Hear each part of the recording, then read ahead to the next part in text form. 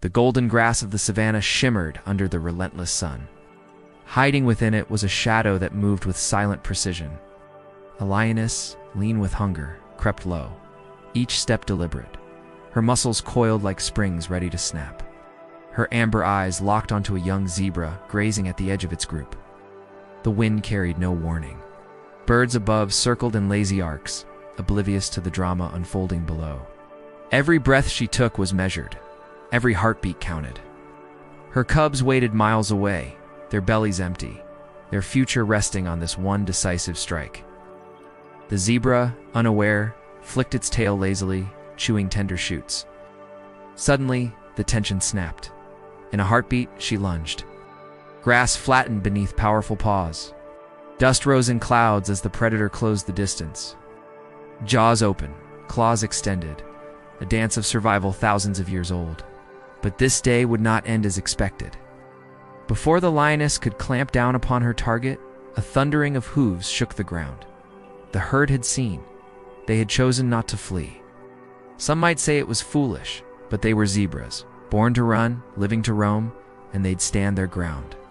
The older zebras, scarred veterans of countless hunts, charged forward with surprising ferocity. Their eyes blazed with defiance.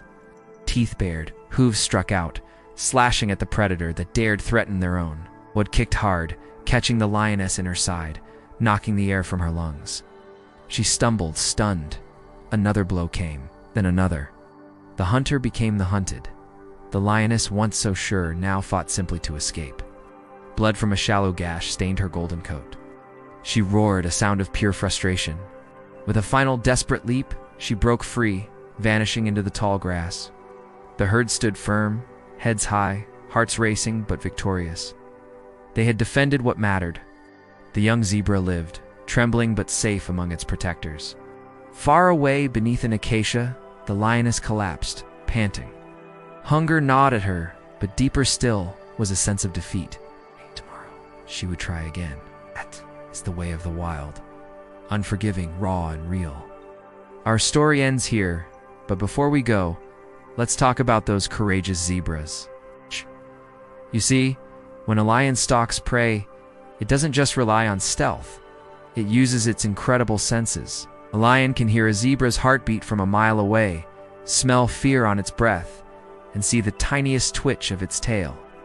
But sometimes even the cleverest predator needs backup. You see, lions live in groups called prides, which usually have around 10 to 30 members. Now, you might think zebras are safer in large groups, but they face other dangers too. When a predator like a hyena gets hungry, it also relies on numbers. Hyenas travel in clans, which can have up to 100 members. So for zebras, being in a herd isn't just about safety in numbers, it's about looking out for each other. Let's go back to our story. Imagine you're that young zebra.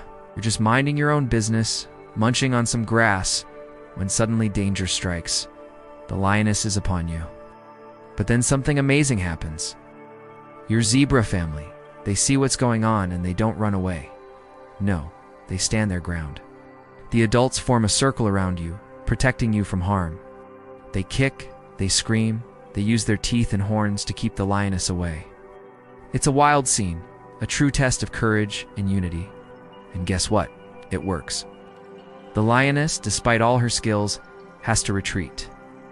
In that moment, you realize that being part of a herd isn't just about having company. It's about having a family, a team, a support system. It's about knowing that you're not alone in the face of danger.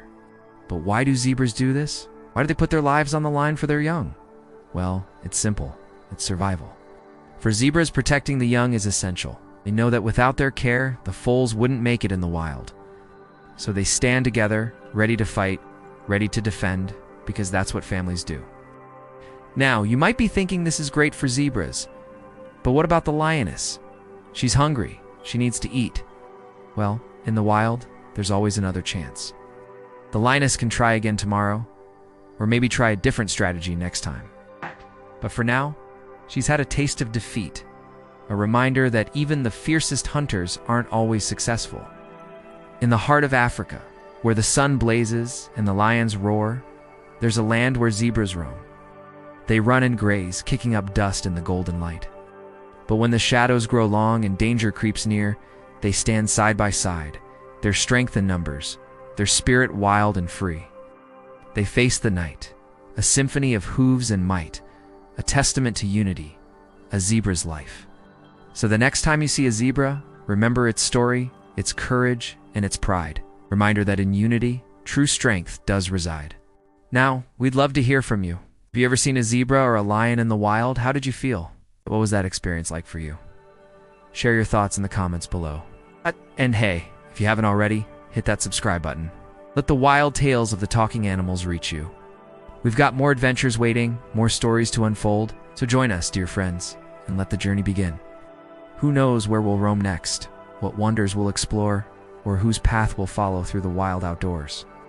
But one thing's for sure, with every new adventure, we'll bring you the best of the wild, untamed and true. So don't miss out. Stay tuned, and let the talking animals take you along on their never-ending song.